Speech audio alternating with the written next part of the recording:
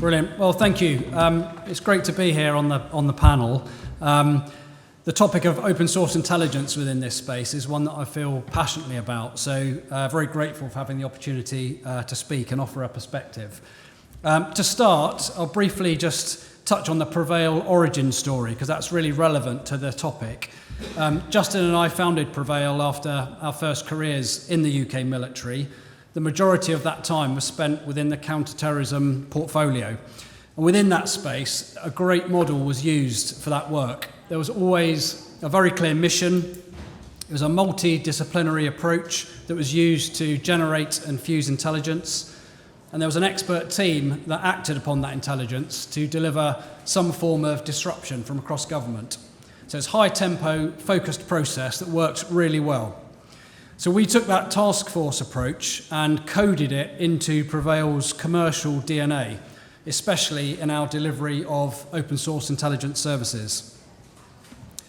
So what we offer really is what we refer to as team, technology and tradecraft. So we have a multidisciplinary team for the work that we do. That comprises former government intelligence analysts and operators, geospatial practitioners and investigators from a variety of different flavours. We combine those with data scientists and machine learning practitioners, and also with linguists and academics. So that's wrapped into a really strong company culture that creates the space for that team to innovate. They also work within a technology labs type setup, so working collaboratively to help determine which software platforms and capabilities are required, what data sets are needed, and across which sort of geography, in order to address a particular problem. So for us, it's really important to have a good feel for the commercial ecosystem. So we're always seeking partners within that ecosystem to join one of our task forces to address some of the national security problems that we deal with. I won't touch on it here, but obviously that capability is further complemented by AI. And from our perspective, we see that as a real enabler to that talent, to those teams. So that's the sort of Prevail approach, and the tradecraft part is about how the team and the technology blend together, but it's also about being a learning organisation and trying to prioritise the adaptation rather than templating when it's coming to addressing some of the complex challenges around whether terrorist issues, national security, hostile state action. And so from our perspective, we're not a single platform provider. Our model is to lead, to design, and to integrate and support. So we curate software platforms and data sets that are specific to the challenge. And for the most part, we feel like there's no real silver bullet when it comes to open source intelligence. There's no one platform that can address all of the issues. So my perspective on the panel topic around navigating those risks is formed from that experience. I would offer that there are some similarities, but also some differences about how the different actors, the threat actors, operate. So generally, there's a high level of encryption and sophistication from hostile state actors and their proxies in the online space.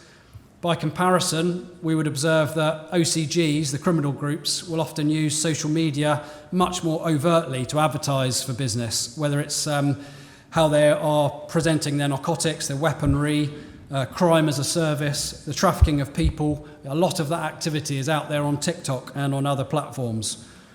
So as well as needing obviously different tools to tackle those threats, the desired outcome that you're approaching this needs to feed into the design of the solution as well. So to give two examples, for OCGs, you might be seeking criminal arrests and prosecution support, so the commercial partner has a role to play there.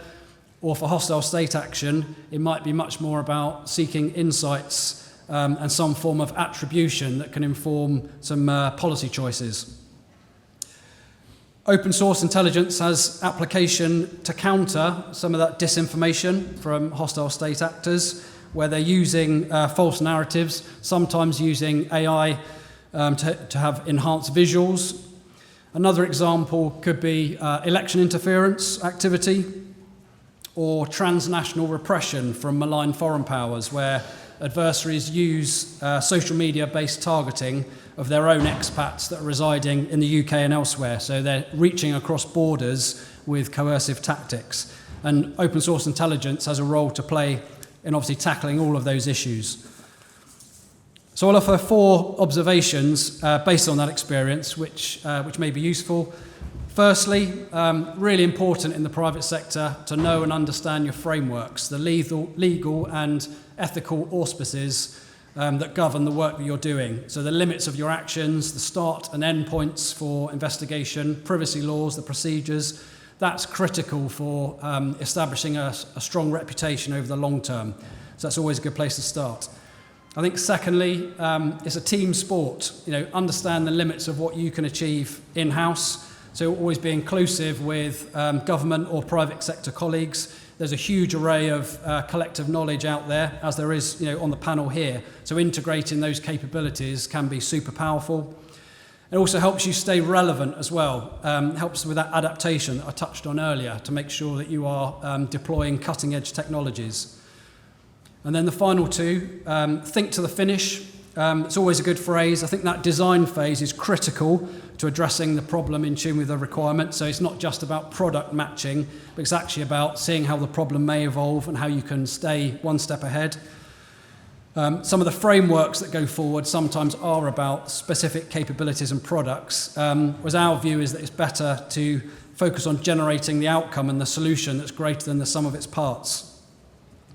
And then finally, dynamism. The private sector can deliver fantastic agility when it's properly directed. So all of the private companies that I've worked with, they always go really hard at a problem. They're geared to do it in that way.